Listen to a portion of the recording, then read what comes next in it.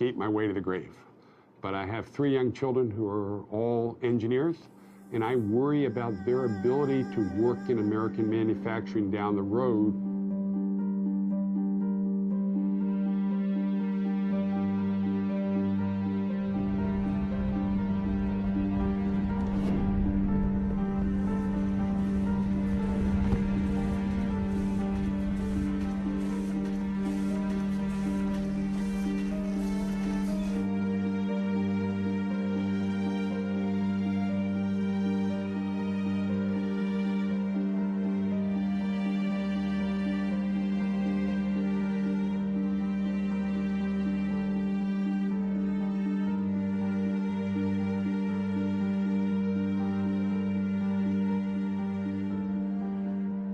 I think that the water's going to get hotter and hotter, and if there's no event to wake people up, I think China can just own more and more and more and more of our debt, and everything's fine until that magical moment when it's not, and all the sorries in the world aren't going to make that any different.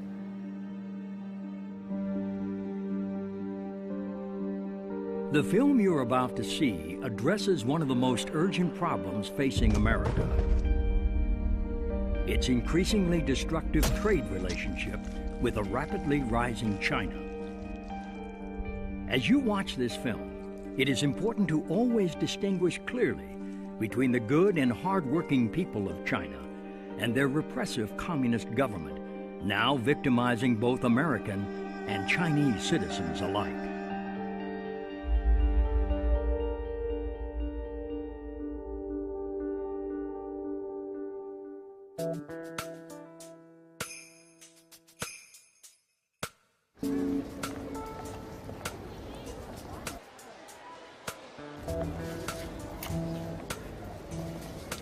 I'm here to buy me a big screen TV.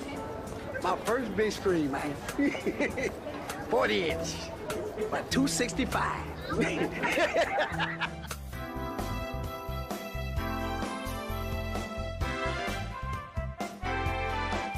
Where's that product made?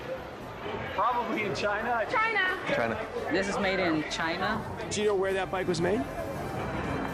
No, but I know it's happy. Where were these products made, do you know? Probably from China, where else, everything else made. Oh, made in America. Well, American is better. So is this American? I'm not sure if it is American, but hopefully it is. Yeah, I think I got a great deal. Can't beat $300 for a 46-inch TV. Tell you the truth, I didn't even come here exactly for this, but I seen it and couldn't pass up the deal, man. For, $200, you can't really, beat that. So they told me it was $200, and now it's in my cart now, Did you see where it was made? Oh, yeah, it was made in China. Hey, I'm fine with it, If the American people can't provide me with what I need, I got to get it from China. Hey, it is what it is, I'm just being truthful, Don't hate me.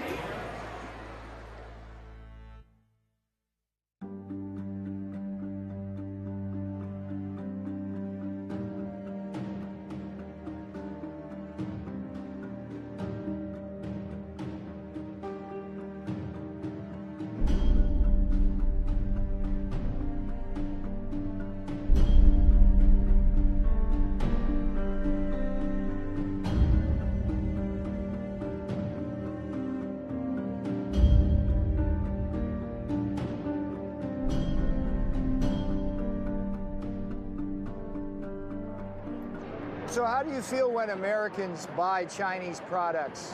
I feel really bad because what happened is not just America buying a Chinese product, which is American people losing their jobs. I was laid off 3 times within 6 months until I was permanently laid off. I graduated with my bachelor's in 2004. I've been out trying to use that, of course, because I spent a lot of money going to school. And I haven't been able to find anything. China, I think, is responsible for, wiping out a good deal of the manufacturing that we have or had in Northeast Ohio. And I think that is continuing as they continue to manipulate their currency, as they continue to not have the level of workplace safety or environmental or health standards that we have here in the United States. So we've seen our whole manufacturing base uproot and replant in a place where you can commit crimes against workers and just go out to dinner that night. So when a large company decides to move its production offshore and it closes a factory in a city or a town in the United States, that basically leaves, it's like a black hole. Suddenly that factory just disappears and everything else goes down with it. Jobs disappear, and the way the economy is going right now, it's tough to find a job. I just recently finished graduate school, and you know, even coming out with that, it's still hard to find one. Some of the workers at companies, literally their last act at the factory was to unbolt the machine and load it up to be shipped off to China. I even talked to a fellow down there. They wanted to send him over to China to teach the people how to run the machines that they were shipping over there. He was 63 years old. He said, I only got 2 more years to go and I can retire, so I'm not going to bother doing it. He said, bad enough they took my job, now they want me to show them how to do it, too. People who were supplying that plant with materials, equipment, maintenance services, even the accounting firms, design firms, R&D firms, and then all the other services around it like restaurants, what happens to them? They're doomed. They go down with it. They can't follow that company offshore to Shanghai. It's difficult to be unemployed because you have a mortgage and you have your regular bills you have to pay. You have to pay for a car and you have to put food on the table. And when you have just a small amount of money from the state coming in, sometimes it's hard to make it. I'm trying to get food. Like, that's what I'm here for. I mean, this is not just unemployment line. This is for people who are hungry, and I'm hungry. And it just really is unfair that, you know, being in a country as great as the United States, to have our people struggling the way they are, to not find what is just common. You work, that's what you do. And for them not to find that month after month after month, it just doesn't make sense to me yet. I don't know if it's the president, I don't know if it's the... Honestly, I don't know who to point the blame to. If we talk about who's to blame, I think partially our own government. Our government should be doing something. They could have stepped in, I think, a long time ago. Please hear us and please understand that companies like this are special. Small companies are what makes America. And unless somebody does something about unrestricted importing, you're going to lose the rest of us, too.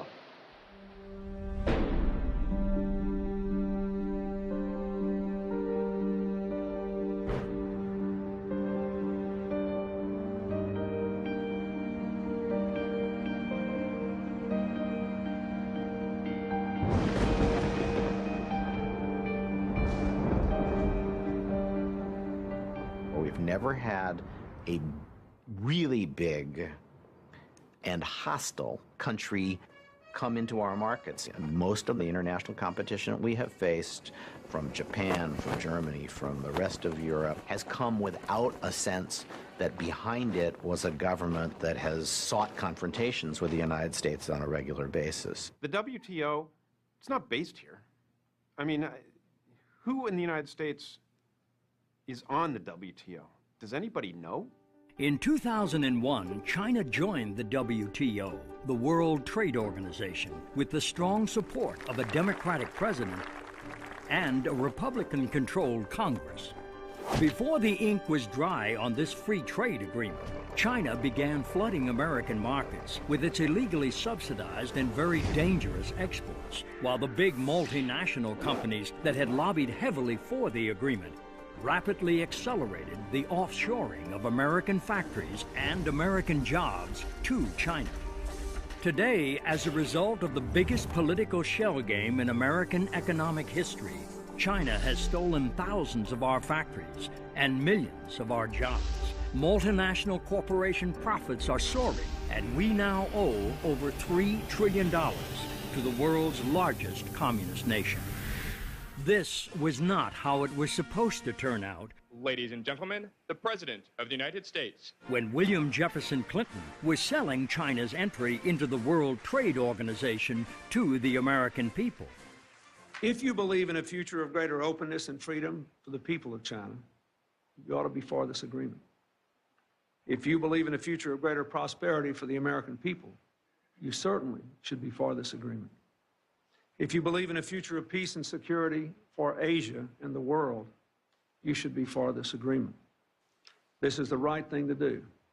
It's an historic opportunity and a profound American responsibility. In pushing for China's entry into the WTO, President Clinton embraced a doctrine dating back to President Richard Nixon, known in Washington circles as the policy of engagement. Peking, historic site for an unprecedented meeting between East and West. President and Mrs. Nixon arrive, and Premier Zhou Enlai is on hand to extend an official welcome to the presidential couple. It's Mr. Nixon's initial move toward his self-proclaimed goal, a generation of peace. Here, President Clinton offers his own vision of the goal of engaging China. I don't believe it's right to crack down on people for their religious views or their political expression or because they want to be in an association like the Falun Gong. I don't think that's right. But I don't believe that we will have more influence on China by giving them the back of our hand.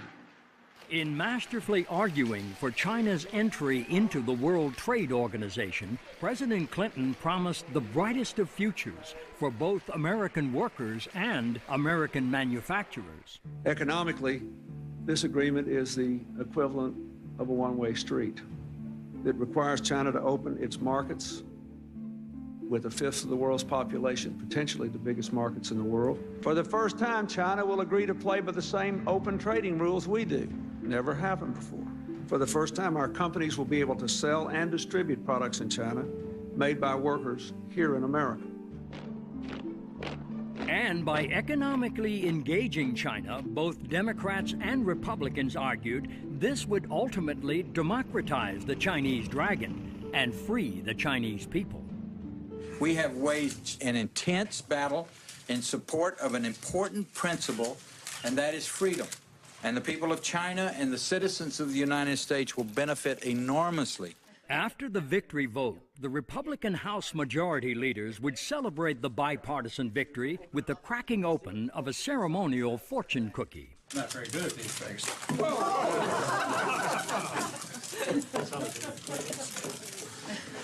It's got a lottery number, no. It says, new American proverb. New prosperity awaits you because normal trade relations. Yeah! It's a confrontation of worldviews that we will win, and I'm looking forward to the future. So just what has America's future looked like since China joined the World Trade Organization in 2001? We are in a trade war, and stealing, lying, and cheating on the part of the Chinese is all part of it. Free trade's great stuff if you can get it. What we have with China is not free trade. For China to sell something at 1/10 of the price of what it would cost in the United States to produce, they are cheating monumentally in a major, massive sort of way on everything. When China joined the World Trade Organization in 2001, it promised to stop cheating and play by fair trade rules. That meant abandoning unfair trade practices like currency manipulation, illegal export subsidies, and abusing its workers. Instead, the Chinese government has used these weapons of job destruction to launch a sustained and devastating attack on America's factories and jobs, while flooding our markets with dangerous products.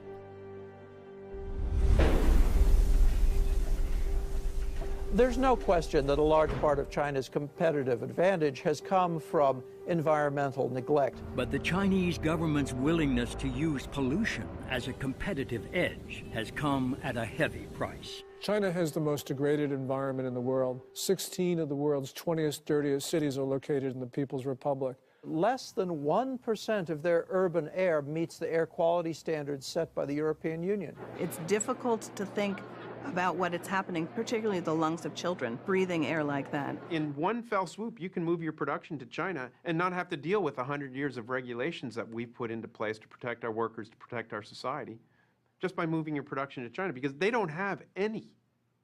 They have what we had probably in 1910. The most tragic story is the cancer villages because of toxic metals in the soil, because of the pollution, because the manufacturers have not been forced to clean up their plants. And so essentially what we have is the world's most degraded environment. Whether you're talking about heavy metals pollution, air pollution, water pollution, China's got it all. And particularly for heavy industries like chemicals or steel, the ability to wantonly pollute in China adds up to a huge cost advantage in the global marketplace. If a company like Bao Steel in China is allowed to dump pollution into the Yangtze River when, say, United States Steel Company is not allowed to do the same in the Ohio River, that's going to be a source of competitive advantage for the Chinese because pollution control costs money. It provides them an economic advantage in environmental cost of approximately $40 a steel ton, or represents about 5% of the cost of producing that steel. Is a 5% cost advantage significant? In the steel industry, 5% cost advantage is greater than our profitability. And here's the ultimate irony. The more we allow our American multinationals to offshore production to China, the more total global pollution we create. And a good bit of that comes right back to America by way of the jet stream. Carbon emissions in China per $1,000 of GNP are 7 times what they are in the United States. That leads to carbon emissions and particulate matter falling all along the coast of the United States. 25% of the particulate emissions falling in California are from Asia in general and China in particular. There are good and bad reasons why goods are cheap in the international economy. The good reason is that somebody's a good producer, that they're quick, that they get the product to market, they have good technology, that their workers are efficient and well-trained. The bad reason is that the workers are treated like dirt. When the workers in China are being abused, then workers in America have a tougher time competing against them. As an employer in China, do you have any regulations that you have to deal with, like OSHA, labor regulations? Do you have to pay even Social Security or Medicare? Do you have to protect your workers in difficult or unsafe conditions? No. No, no, no, no. No, you don't. You go to prison if you try to form a labor union. Freedom of association, the right to organize and bargain collectively are completely absent in China today. There's no equivalent to OSHA, occupational safety regulations, and they lose about 130,000 men and women to, and that's the ones they report on, to accidents per year that many of which could be prevented with good protection. They don't comply with their own child labor laws, prison labor laws, health and safety laws, minimum wage laws. Well, there's a Dr. Lee who lives in New Jersey who was actually an American citizen, and he was in China and he was arrested and kept in one of their work camps for 3 years. When he was finally released, thanks to pressure from the American people, he came back to New Jersey and he was in a store and he saw these big slippers he'd made in the work camp. Every day, 12, 14, 16 hour a day, you have a quota. Okay, if you cannot finish the quota, you will get a punishment. You will go to solitary confinement.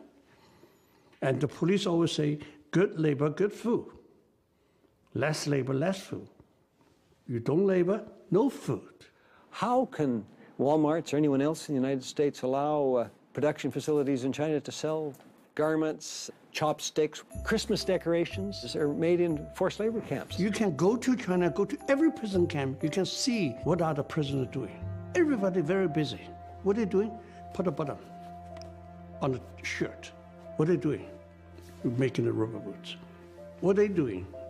Crowded together, assemble the Christmas lights.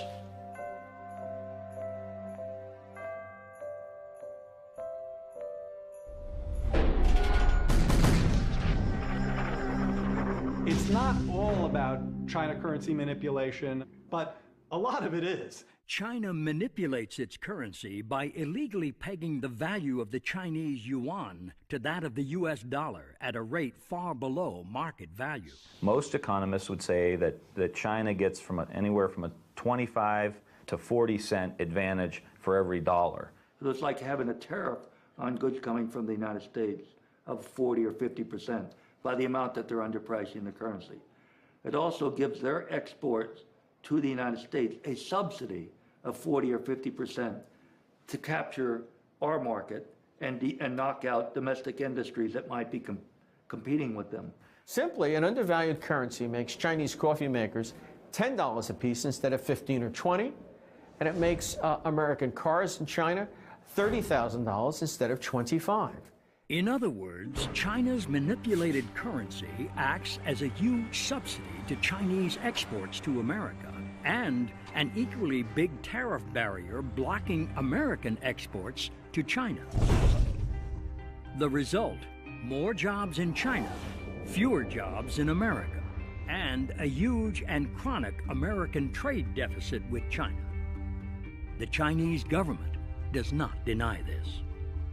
Chinese officials themselves say that they fix the value of their currencies to help Chinese workers. When Premier Wen Jiabao was in this country recently, he said, if we allow the currency to float, Chinese companies are going to go bankrupt. Okay, but what about American workers?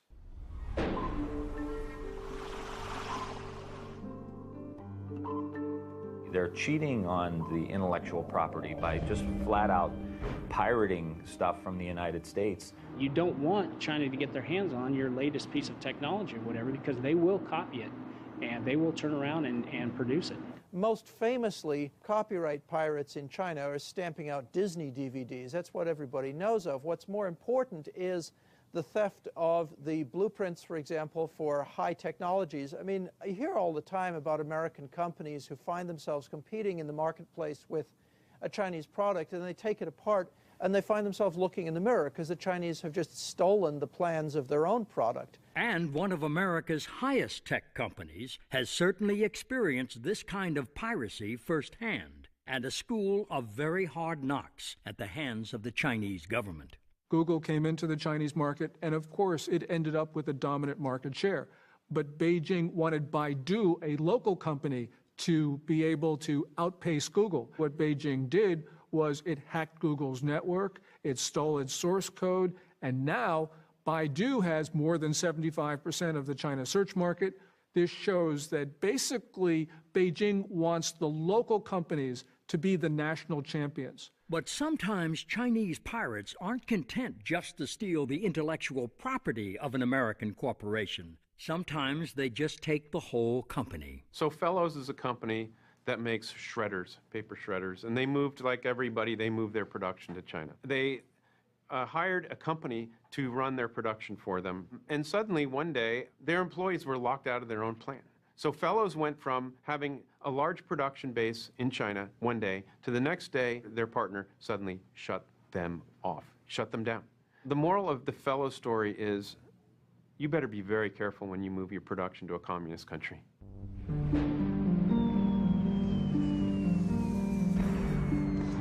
It makes no sense that China, who produces 45% of the steel in the world, has high manufacturing costs, yet sells steel at the lowest cost in the world and is growing at a rate of 7 or 8%.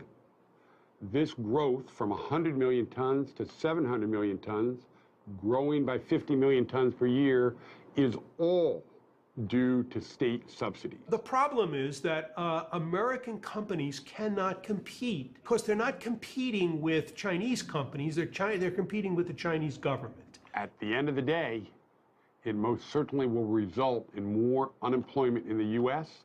and to the advantage of China. We're chumps. So just how big of a chump has America been for supporting China's entry into the World Trade Organization in 2001?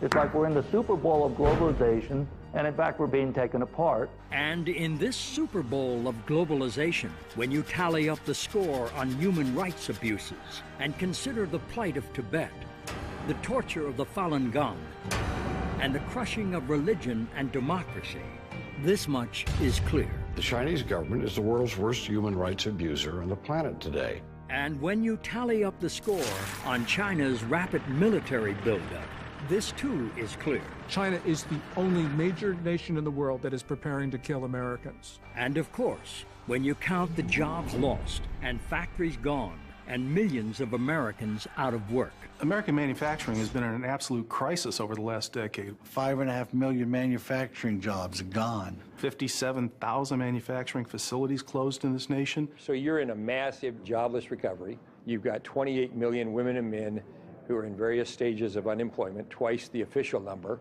When you tally up all these scores, it's crystal clear that China's entry into the World Trade Organization has been both a losing and a very dangerous proposition.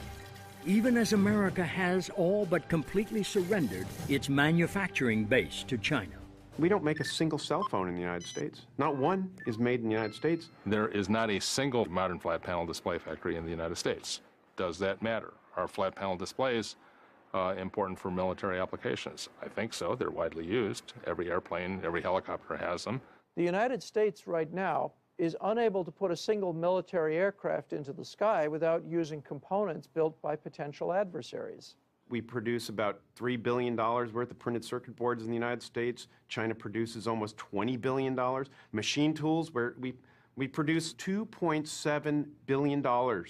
China's consumption was 10 times that amount. If you don't have a machine tool industry, what, do you have an industry? It's a, basic component of an industrial economy. But what about those green industries that some of our politicians say will create the jobs of the future? That's one of the reasons why we're accelerating the transition to a clean energy economy and doubling our use of renewable energy sources like wind and solar power. Steps that have the potential to create whole new industries and hundreds of thousands of new jobs in America. But here's the grim reality. We produce 4% of the world's global output of solar. One of the things happening in the market right now is it's being swamped by low-cost multicrystalline and polycrystalline silicon solar cells from China. We don't make computers. We don't make printers. We import 99% of our shoes.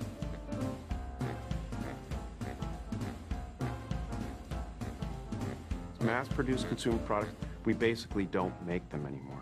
But it's not just mass-produced consumer goods we are losing to China. Some of our very best paying manufacturing jobs are also now quite literally being shanghaied. Boeing at its peak in the Seattle-Everett area had about 50,000 employees. That was no more than 5 years ago. 20,000 of those jobs have now moved to China in just the last 5 years. Apple employs 26,000 people in its design of making new products. It employs, through Foxconn, 700,000 manufacturing workers in China. They're an American company, they're headquartered here, all their jobs are somewhere else. Americans need those jobs, but they all exist in China. Every one of those manufacturing jobs exists in China.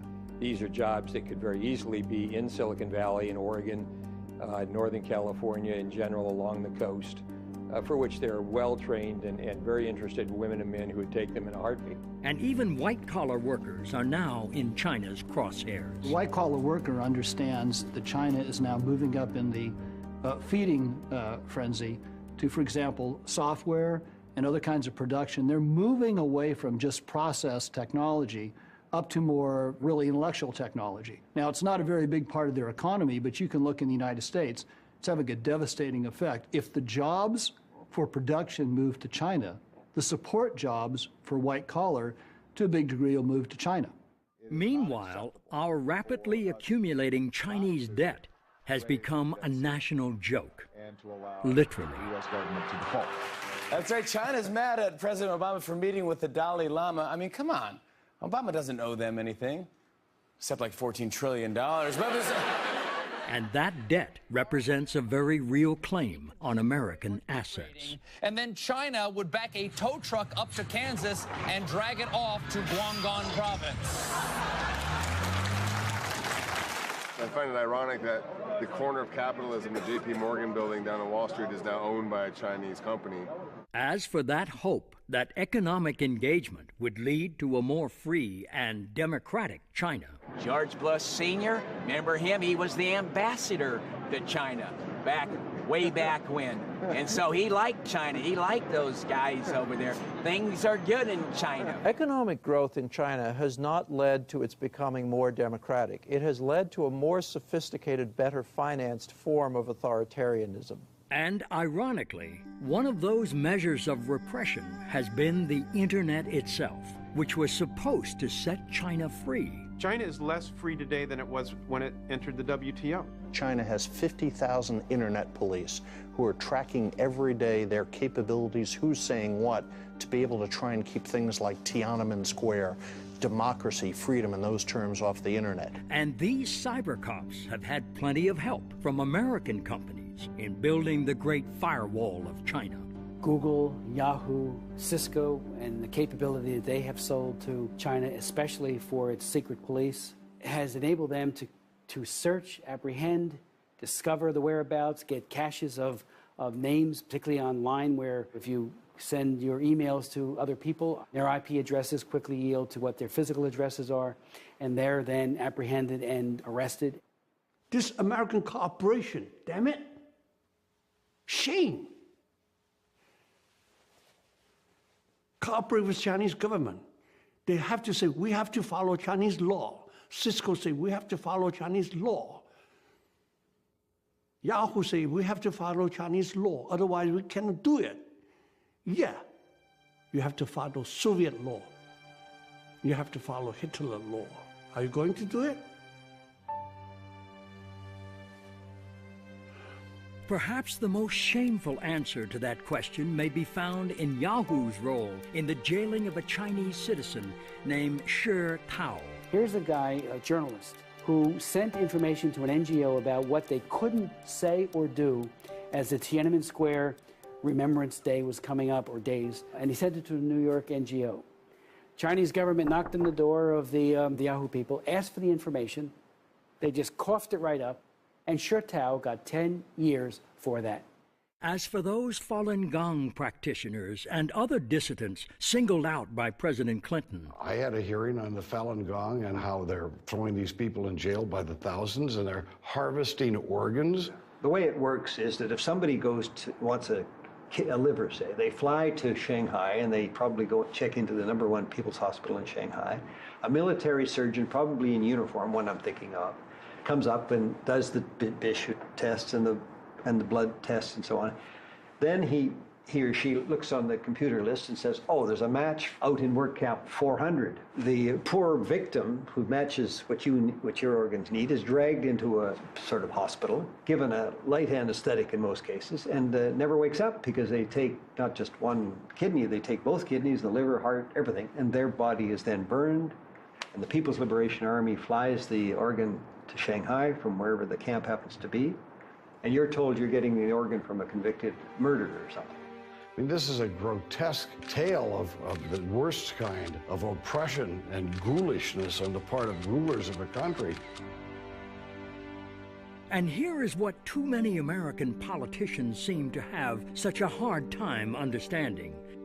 Wei Jingsheng told me in Beijing, right before he got rearrested, you Americans don't understand.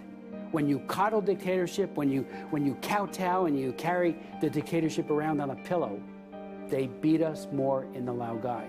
When you're tough, predictable, transparent on human rights, they beat us less. But at least engaging China economically has made the ruling Communist Party more peaceful, right? China's military power is strengthening very, very rapidly. They are building up their military capabilities in hard weapons as well as in cybersecurity. China has a population which is about 5 times the size of the United States.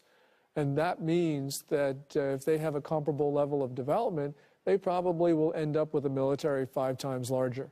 And I don't care what kind of technological edge we have, it would be very difficult to prevail over an adversary that is 5 times larger. What China is building is just not a massive fleet or a massive ground army, but it's developing a modern, well-equipped, technologically capable military. And in some cases, it need not be China pulling the trigger.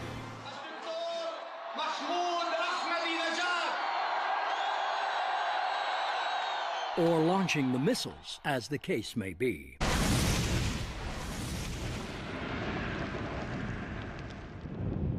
We are on the onset of an age of nuclear terrorism.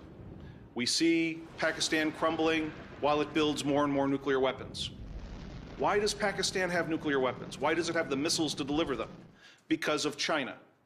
We've been in a near 30-year dialogue with the Chinese government trying to arrest this behavior that is supporting not only Pakistan's, but North Korea's and Iran's future nuclear capabilities. China refuses to listen and respond. When a nuclear bomb goes off on some highway, either inside or outside the Beltway, chances are a lot of those components on that bomb are going to say made in China.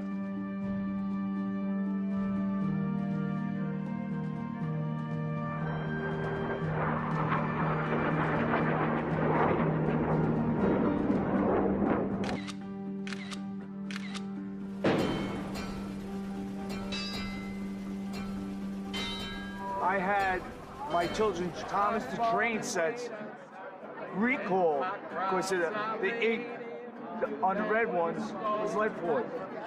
They're not only ruining our economy, they're poisoning our children with the toys that we give them. I want to be careful about what products I buy because I want to know that they're safe and they're good.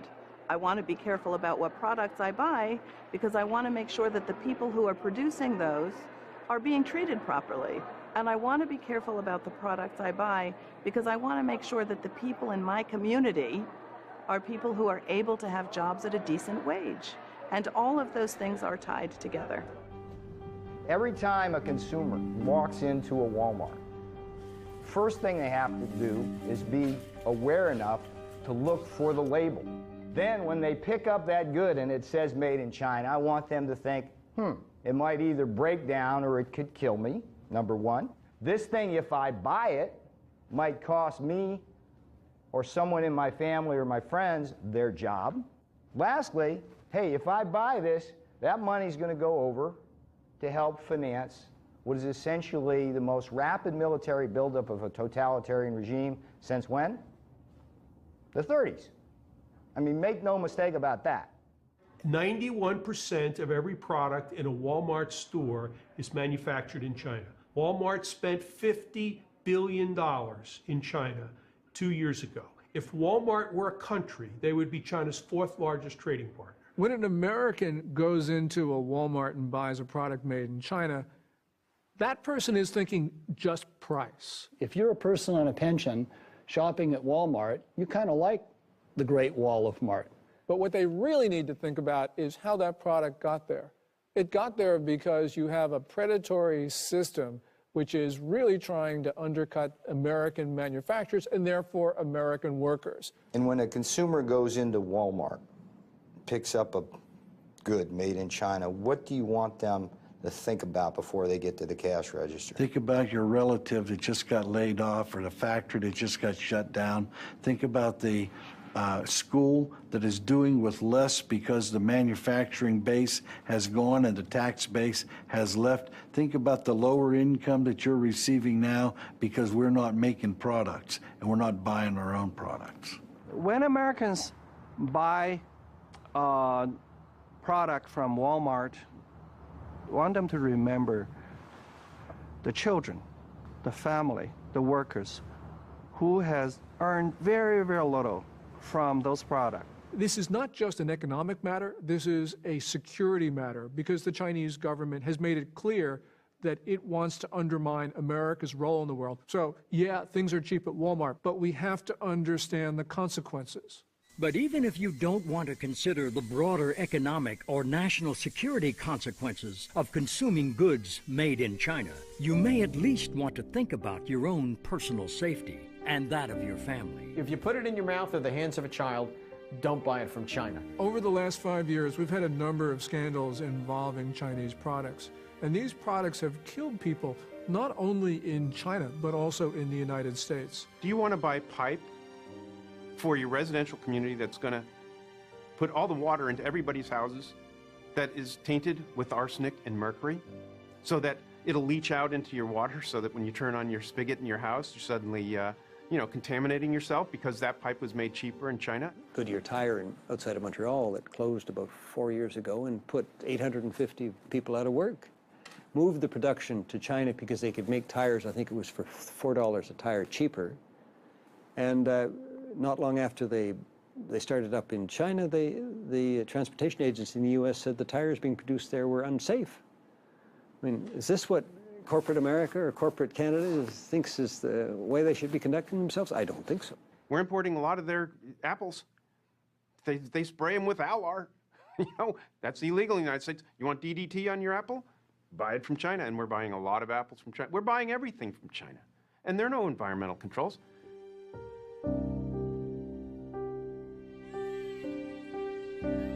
There is a risk of suffocation, that kids can get trapped and die. They took him to the hospital where they pronounced him dead.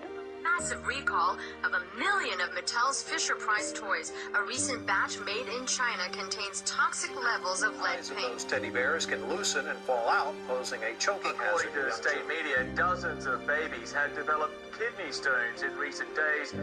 Thousands of pets across the country died after eating tainted pet food. That led to a massive pet food recall. My wife Bonnie died in December after receiving heparin that was later recalled by Baxter. My son Randy died a month later under the same circumstances. Some brands have been found to contain a toxic chemical used in antifreeze. Pork from pigs, force-fed wastewater. If it comes from China and the price seems too good to be true, then it probably is. It is very difficult for any country to protect their citizens from Chinese products. The real problem here is that you have a political system that does not punish manufacturers for bad products. And it's because it's the nature of the political system. The Communist Party does not allow independent prosecutors, doesn't allow a free press, doesn't allow people to complain about bad products. Let's take fish. There are 3.5 million fish farms in China. The fish are raised in contaminated ponds. They're fed all kinds of hormones, and the biggest market for that fish is the United States. 85% of the tilapia comes from China. Most of our shrimp comes from China.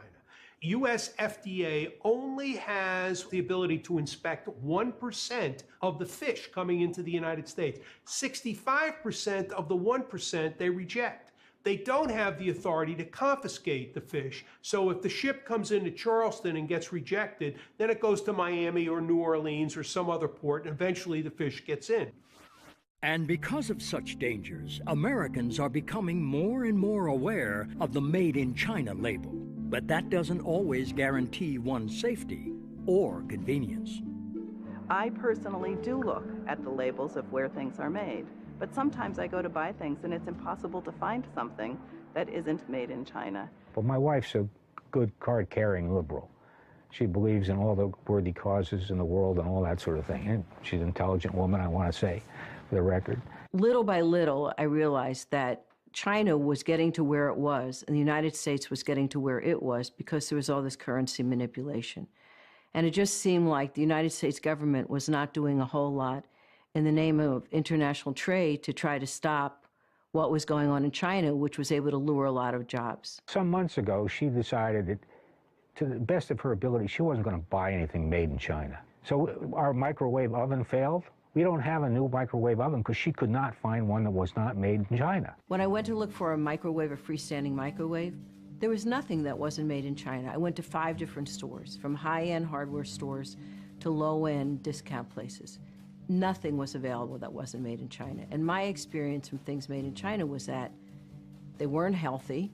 You never knew what was in them. They didn't work for very long. And they broke down if they worked in the beginning. So I then decided I just wasn't going to buy anything that was made in China. So we just, do not have a microwave anymore. Right around the same time, we had a under-a-counter electric unit for heating in one of the rooms. And the same thing happened. You couldn't get any electric baseboard that wasn't made in China. And I thought, well, my last one was made in America. I had it for 23 years. It worked great. Now I couldn't find it. And I just got completely discouraged that no American manufacturers were coming in to produce quality products over here. And that's the dilemma we now find ourselves in. As China has used its weapons of job destruction to so thoroughly capture our markets, we are left with few choices other than to buy from China. But the more we buy from China, the more risks our families face from dangerous Chinese products, and the more jobs we lose. And because this is true, we now must also confront this much bigger truth. We import a lot of stuff from China, but a lot of it we don't pay for. I mean, we've got no goods to ship in the opposite direction. So we just ship bundles of dollar bills. Between $2 and $3 trillion is available to buy up pieces of America. In other words, we're living beyond our means. We have an artificially high standard of living. We're consuming more than we create. That's a very dangerous situation, okay? And especially if your principal creditor is a nation like China. So just exactly how did we in America allow ourselves to be backed into such a dangerous Chinese corner? When you live in a democracy, it's always subjected to being hijacked. And our democracy has been hijacked by the multinational corporations. The corporate responsibility is to its shareholders, and it often has a legal fiduciary responsibility to its shareholders.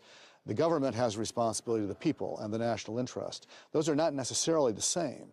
U.S. multinational corporations knew exactly what was going to happen. They didn't have any plans to increase exports to China after China joined the WTO. They had plans to move production to China, but they were, I'd say, dishonest or disingenuous, because the whole rhetoric around China joining the WTO was about free trade and opening markets and engaging with China. For the first time, our companies will be able to sell and distribute products in China made by workers here in America. When in fact it was really self-interest and profit motive on the part of U.S. multinationals that drove that debate.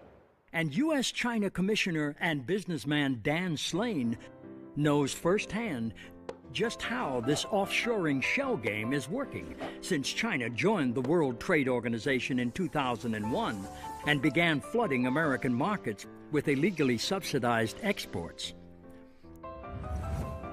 I had a plywood manufacturing facility in Bowling Green, Kentucky, selling plywood to furniture manufacturers in the United States. In 2002, all my competitors were moving to China. Essentially, I had two choices. I shut the company down or I moved it to China. And I opened up 3 factories in China and delivered to the customer in the United States 50% cheaper than I could make it in Bowling Green.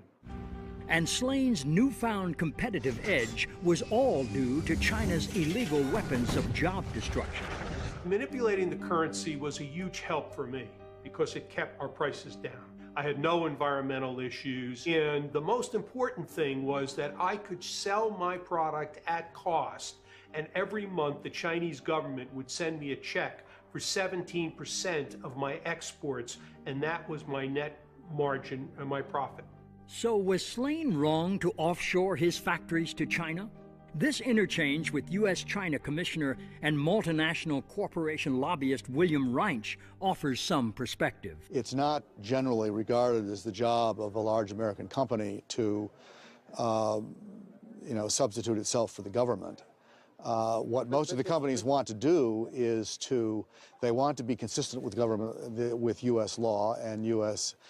practice. If the government tells them that they would like them to do something, they generally do it. So they don't have any responsible per se to the American people other than obeying the existing laws and regulations.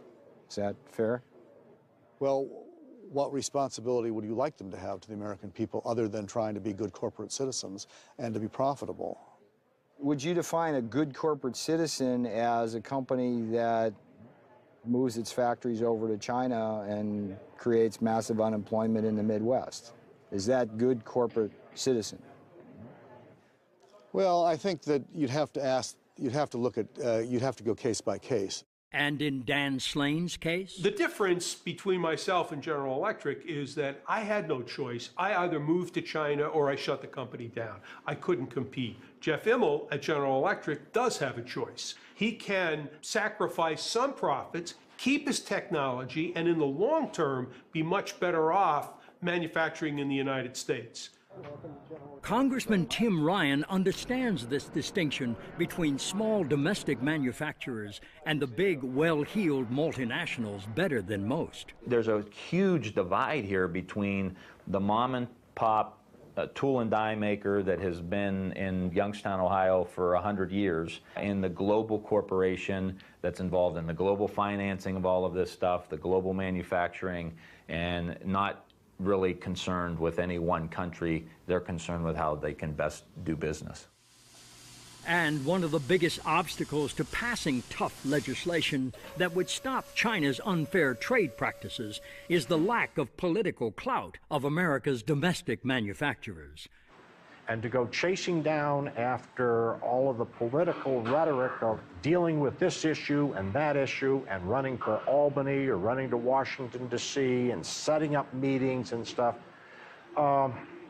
it's too costly, it's too time-consuming, and it has nothing to do with building drum and barrel handling equipment and helping this company to be successful.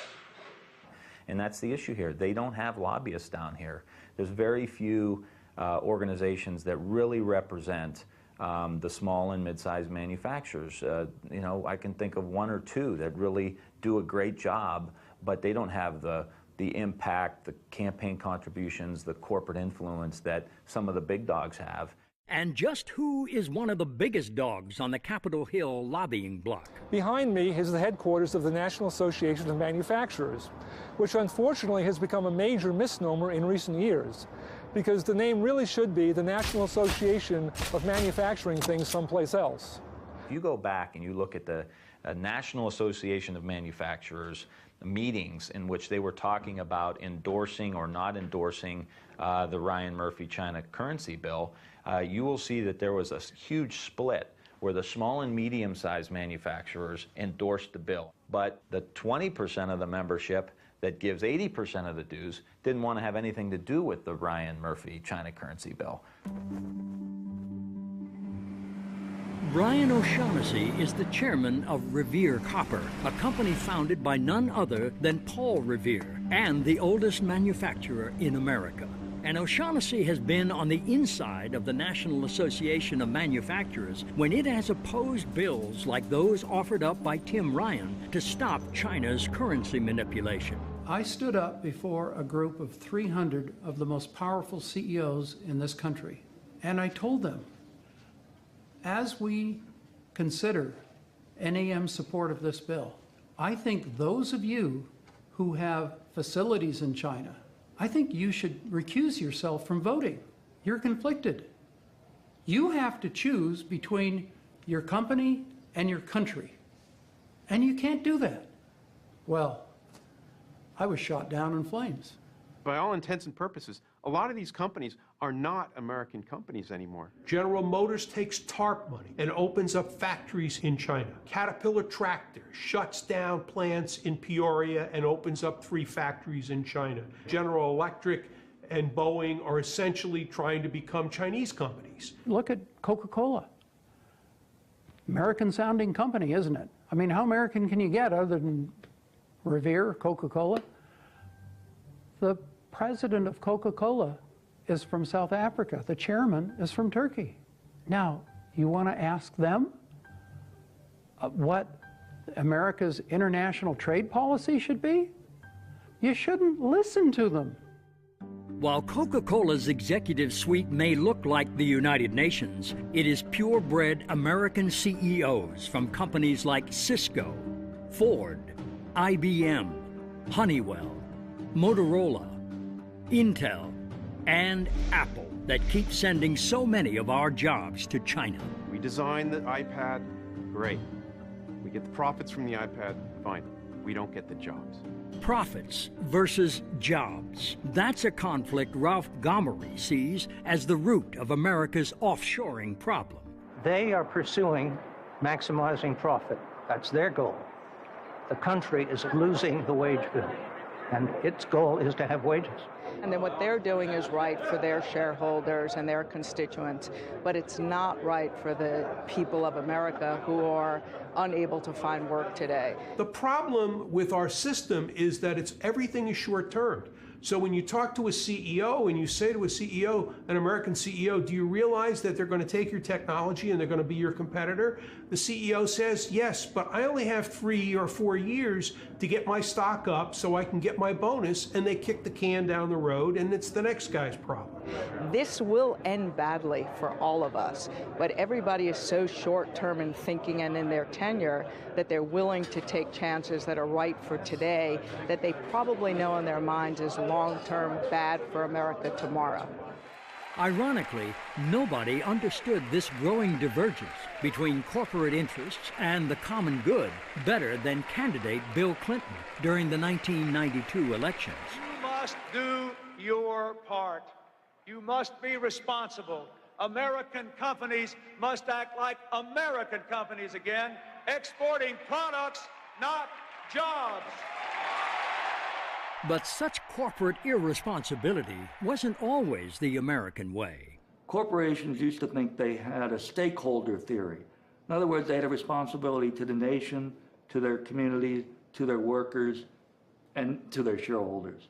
Something morphed in our own system about 20, 25 years ago, where shareholder value became the end-all and be-all.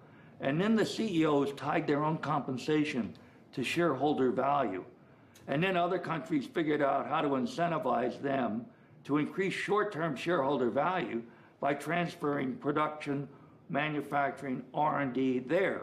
And we can never forget that when China manipulates currency, when China provides illegal subsidies of all sorts for manufacturing, for the act of exporting itself, these U.S.-owned companies benefit. They like the status quo. They want to protect it, and they have paid a lot of money for it. Money and the power of America's multinational corporations in influencing China trade policy. That's something two men from two distinctly different worlds can agree on. And I live in that world. I watch those dollars go. Campaign laws allow them to spend unlimited amounts of money. It's a tsunami. But to former White House advisor Jared Bernstein, it's more than just money and politics driving our jobs offshore. It's also the prevailing free market view in the Oval Office, regardless of political party. I think there is a deeply embedded view that I do not think is wholly wrong, that capital must be happy if we're going to have a successful economy. And no multinational company has been happier to move its capital offshore than General Electric.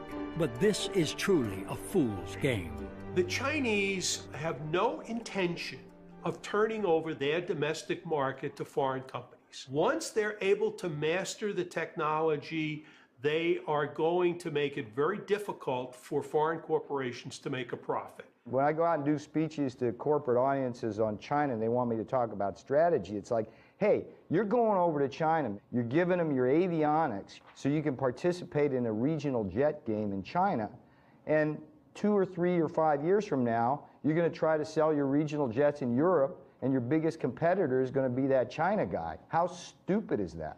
What's happening, unfortunately, in the United States is way too many of our multinational corporations, not only they're shifting their manufacturing overseas, but along with it goes their technology, their intellectual property. And while many of us are concerned, deeply concerned about the loss of jobs, we're just as concerned about the loss of intellectual property. That's sort of the future of America. The thing is, nobody's really looked at all the industries that have been lost. Nobody's really, it's very hard to get information on the industries that are gone or that are just about gone because the government doesn't keep track of any data. They don't follow industries. They have no market analysts who follow specific industries. So nobody knows what's happened with all of our industrial capacity that's vanished or is in the process of vanishing. The next thing you see is you're not doing any work over there yourself. The Chinese are doing it for you entirely. And we see that. The two mid-range aircraft in the world are the Airbus 319 and the Boeing 737. 5 years from now, the Chinese have already told both companies they will no longer buy either aircraft. That mid-range aircraft, the one that is dominant throughout Asia, will be entirely manufactured in China under a Chinese mark or name, using technology that they took from Airbus on the one hand and Boeing on the other. Look around, well, tell me what you see. Every day more people in the street. Too bad they sent our jobs away. In China, they're not workers, they're just slaves. When people wake, it's a world of trade and greed. And the CEOs get richer, and our jobs all move offshore. Oh.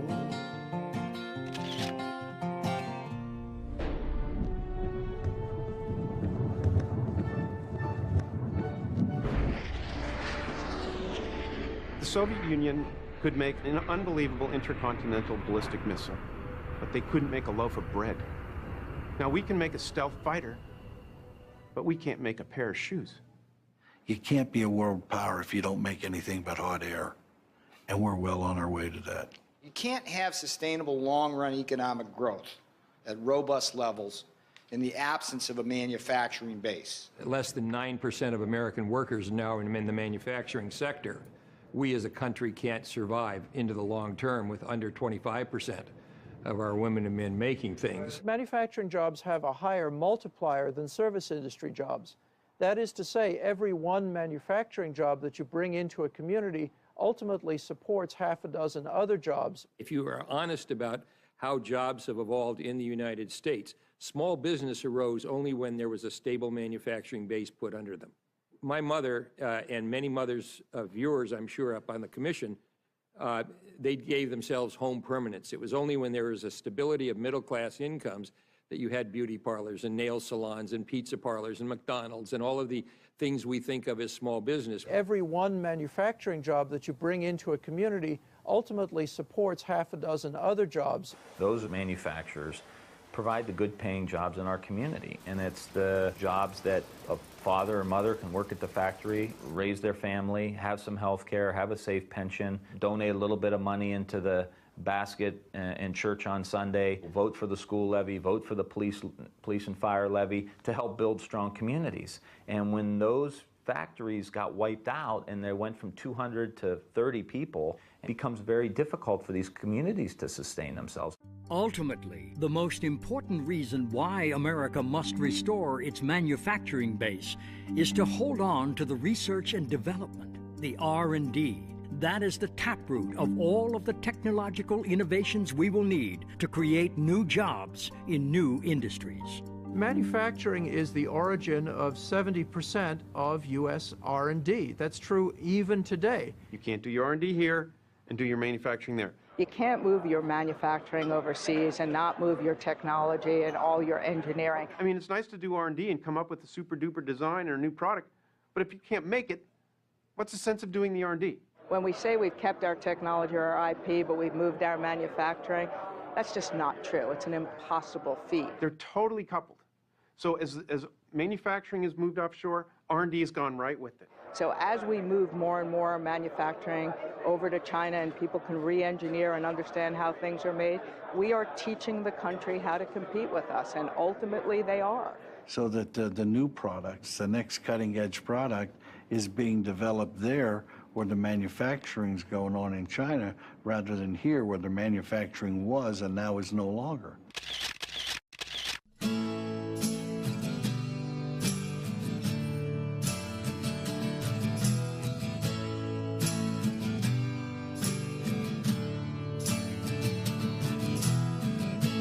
There's no other way around it. We can't make it on our own. All the jobs went to China. Now I'm losing my own home.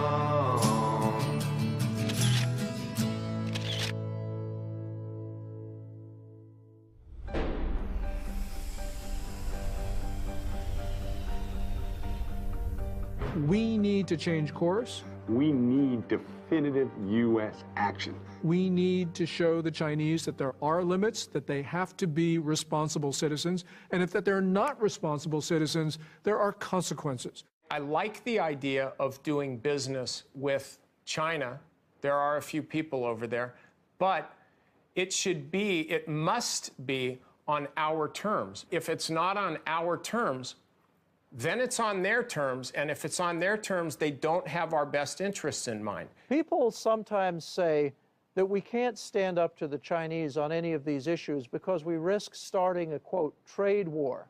My message to the American people is that we're already in a trade war. What's wrong with taking China to task? They pirate our technology, they pirate our intellectual property rights, they counterfeit our goods and services, and no administration has the backbone to stand up to them. It's been dismaying for me to see a succession of administrations, both Republican and Democratic, unable or unwilling to take on the China trade imbalance.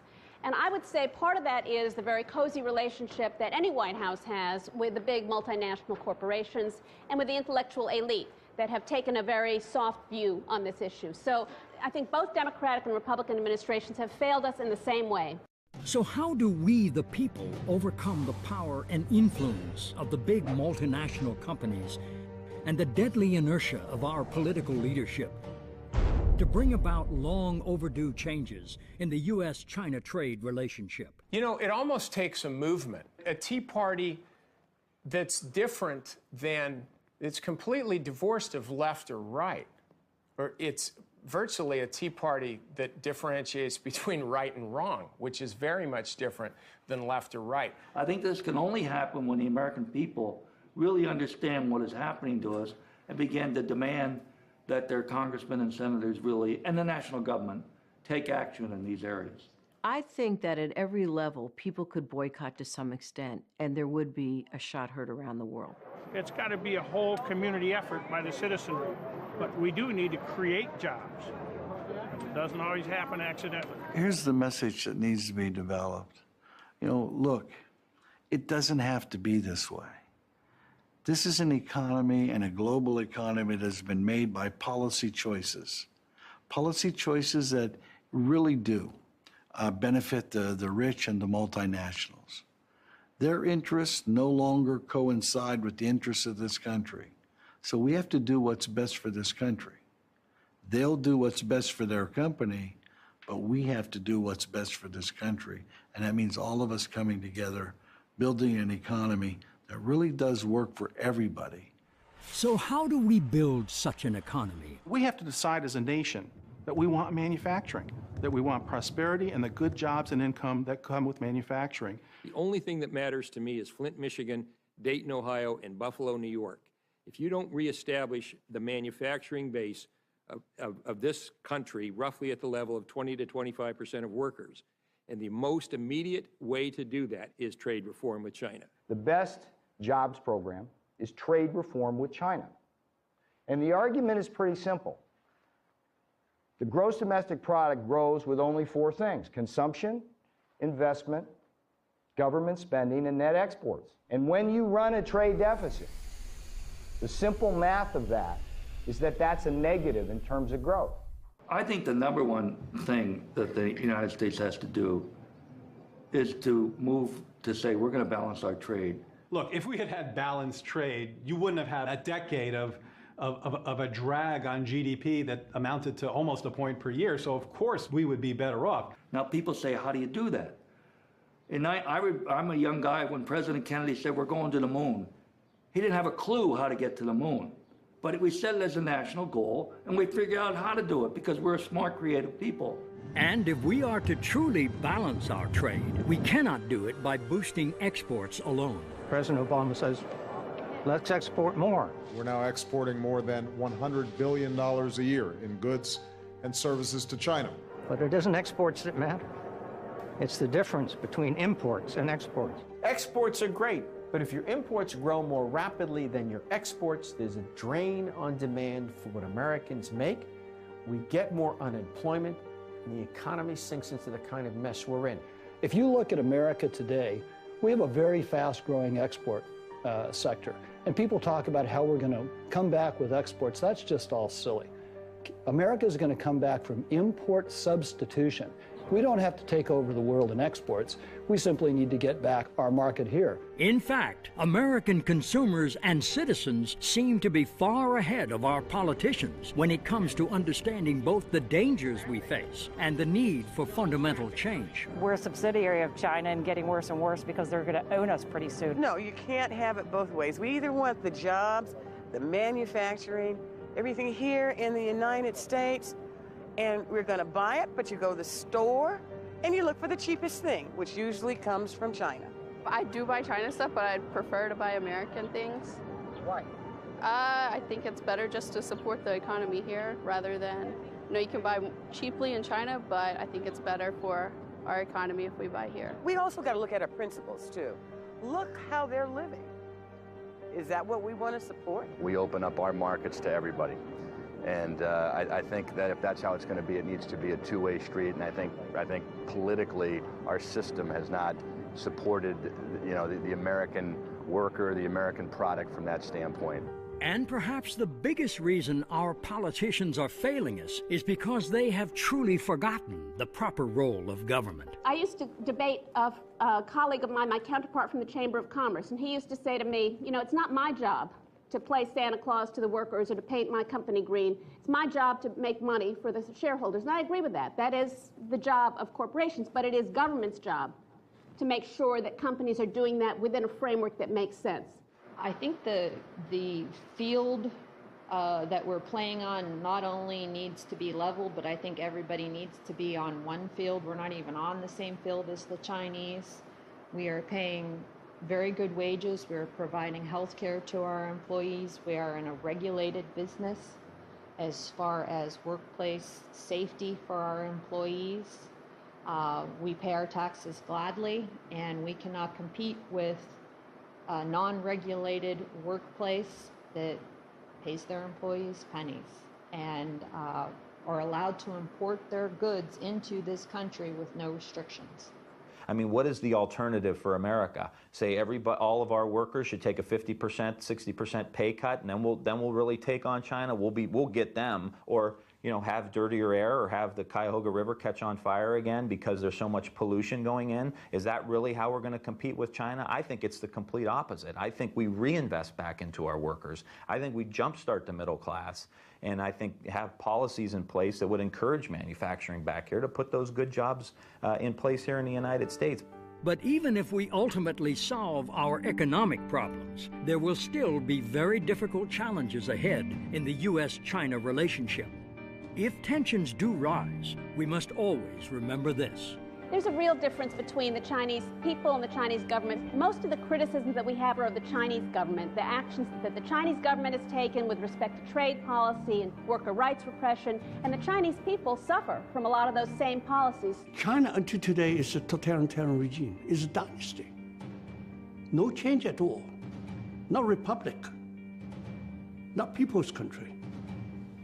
We need to understand China better. We have this sort of glowy view of the trajectory of China's history. But what we have seen, especially over the last couple of years, is a China that is moving in the wrong directions on everything. And it's not just human rights. It's its relations with its neighbors, its economy, you name it. This is a country that is going backwards in all phases.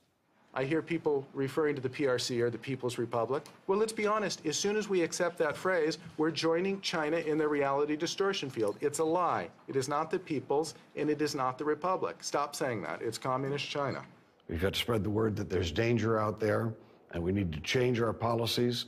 We can no longer afford to treat a communist dictatorship in China as we would treat any other democratic institution, because they have treated us like fools for doing that. And that's because we have been fools.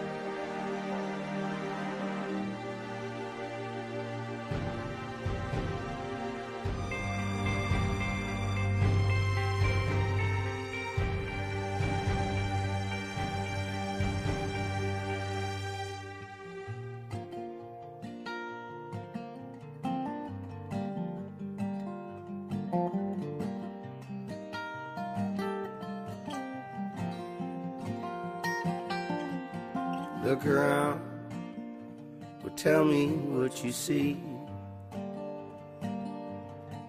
Every day, more people in the street. Said I used to work in a factory. Right now, I'd work for anything. Oh, oh, oh, oh. At least on me, but my family I wish to feed. Not much, but we got simple needs. Too bad they sent our jobs away. In China, they're not workers, they're just slaves. When people wait, it's a world of trade and greed. And the CEOs get richer, and our jobs all move offshore. Oh, oh, oh, oh, oh. My oldest son got a college degree. He dreamed of running a factory. Now he's back home just living with me. And there's no bright future my boy could see. 16 hours, 7 days a week of unions and freedoms they cannot speak. Gotta rise and get up off your knees before they buy up all our dreams.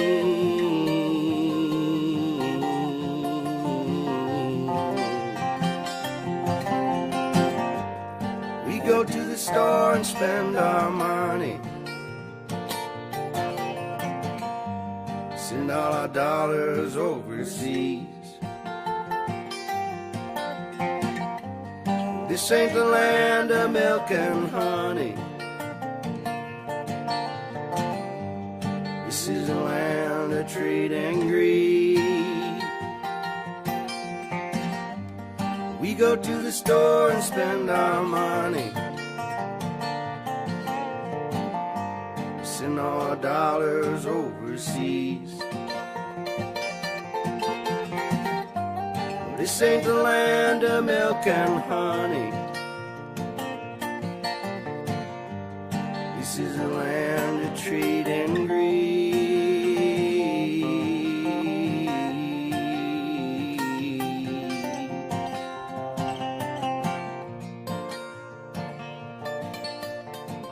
And this whole notion that what's good for multinationals is good for America, that's completely wrong.